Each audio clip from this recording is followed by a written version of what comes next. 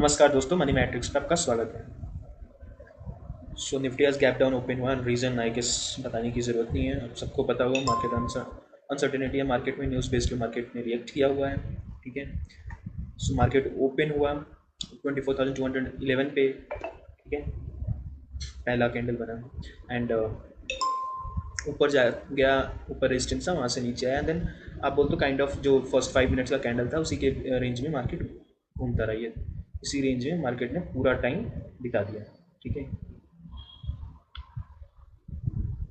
इसका जो मैं पिछले कुछ वीडियो से मैं डिस्कस करते आ रहा हूँ, उसको सेम चीज़ को यहाँ पे मैं डिस्कस कर देता हूँ कि आज की क्या एंट्री हो सकती थी अगर आपने प्लान क्या होता है। सो ये अपना 15 मिनट का अपना पहला कैंडल। ठीक है, ये अपना 15 मिनट का पहला कैंडल, इसको इस कैंडल ने ब्रेक किया।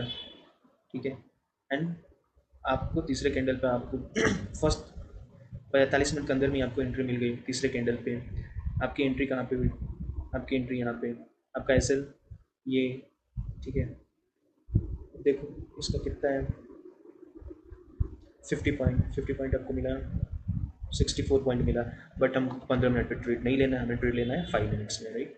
हमारा ट्रेड क्योंकि 15 मिनट यहाँ पे छोटा कैंडल बना है, आइडियली बड़ा कैंडल बनता है। ठीक है, कई बार बड़ा कैंडल हो जाता है 100, 150, 200 पॉइंट का अगर कैंडल सपोज डेट रहता है ब्रेकआउट के टाइम, ब्रेकआउट से पहले ब्रेकआउट का, तो हम उतना बड़ा रिस्क नहीं ले सकते। तो उसके लिए हम 5 मिनट्स, 15 मिनट का मार्क करने के बाद 5 मिनट्स पे हम जाएंगे। ठीक है, ये अपना ब्रेकआउट 5 मिनट्स मिल गया है। ठीक है, सो ये कैंडल पे अपन की एंट्री हुई है। ठीक है, इस कैंडल यहाँ पे अपनी की एंट्री होनी थी इस कैंडल पे। तो आप यहाँ पे आप 40 पॉइंट्स मार्केट ने आपको नेक्स्ट में ही दे दिया।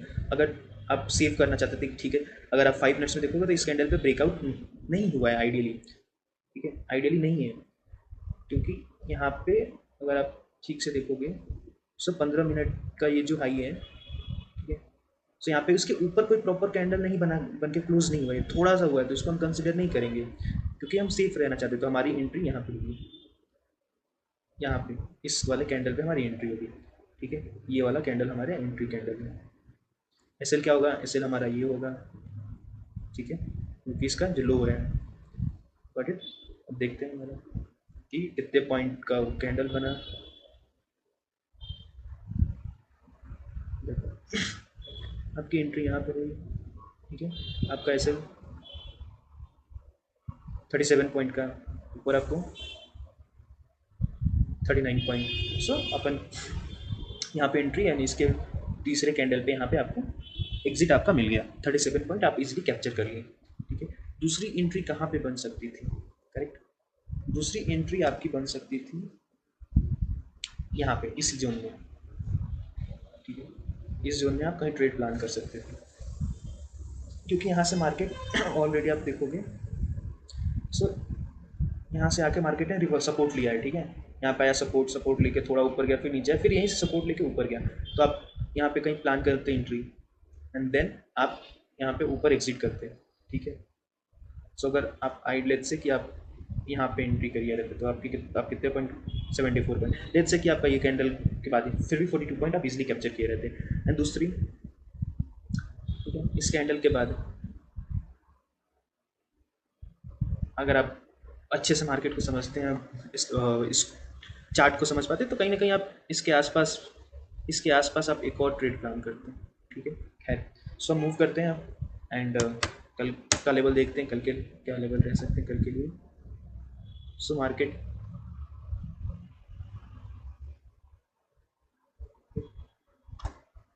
अगर ये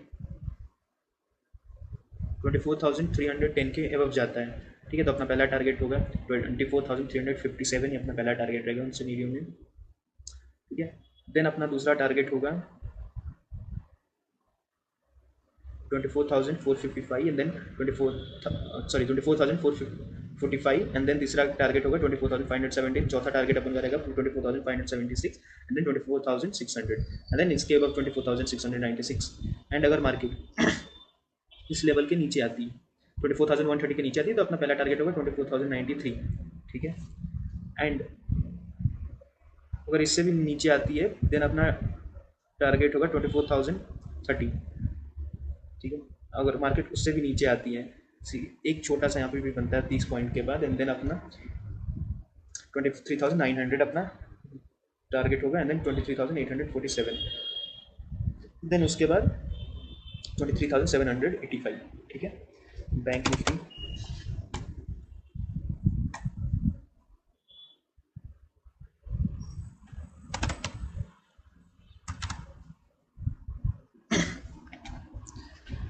बैंक निफ्टी का हमारा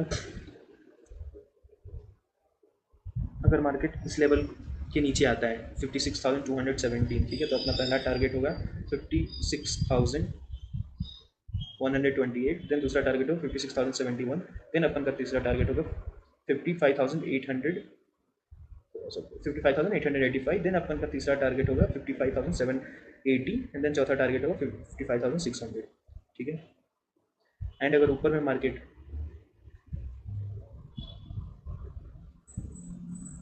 56,860 को ब्रेक करती है, सो अपन का पहला टारगेट होगा 57,000, देन अब दूसरा टारगेट होगा 57,120, एंड देन तीसरा टारगेट होगा आपका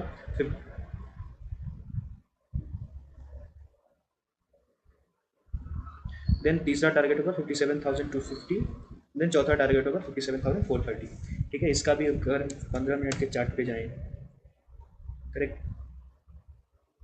सो आप ये 15 मिनट के लो को ब्रेक किया, ठीक है, इसने यहाँ पे लो को ब्रेक किया, आपकी एंट्री होती है इस कैंडल पे, इस कैंडल पे। इसको मैं डिलीट कर देता हूँ, थोड़ा और बड़ा कर देता हूँ ताकि आपको क्लियर दिखे।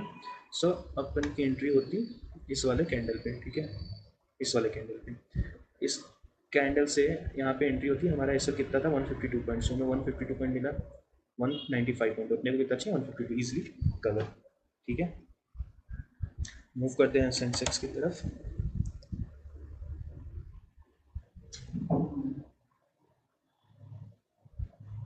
इसे इस तरह देखो तो कहीं ना कहीं मार्केट लास्ट में आके ब्रेक हुआ, ठीक है, लेकिन यहाँ पे आपको एब साइड में हुआ था, ठीक है।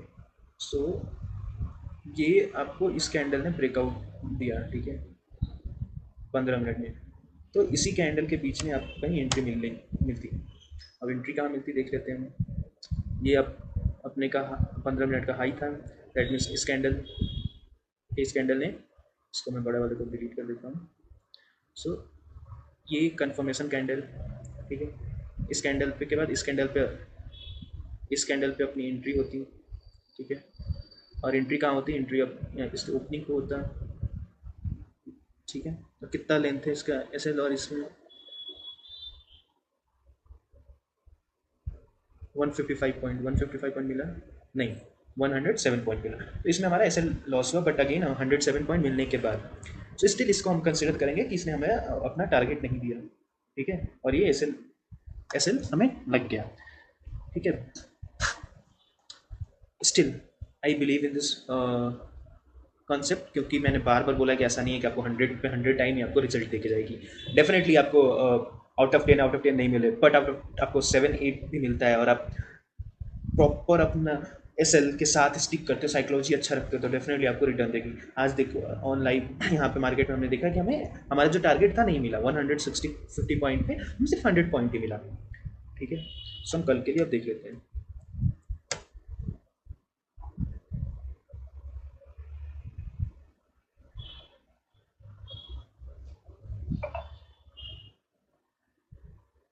सो अगर मार्केट 78,180 के एबव ब्रेक करती है, ठीक है, देन अपना पहला टारगेट होगा 78,264, दूसरा टारगेट होगा 78,357, तीसरा टारगेट होगा 78,427, चौथा टारगेट होगा 78,543, एंड देन अपना 78,851। अगर नीचे मार्केट ब्रेक करती है 77,582, देन अपना पहला टारगेट होगा 77,450, देन उसके बाद अपना दूसरा टारगेट होगा 77,334, देन अपना तीसरा टारगेट होगा 77,100, ठीक है, एंड देन अपना चौथा टारगेट होगा 76,853, ठीक है। कल मैंने अडानी एनर्जी सॉल्यूशन का दिया था, ठीक है। सो मार्केट ओपन हुआ 1364 पे, हाई गया 24 पॉइंट का, ठीक है।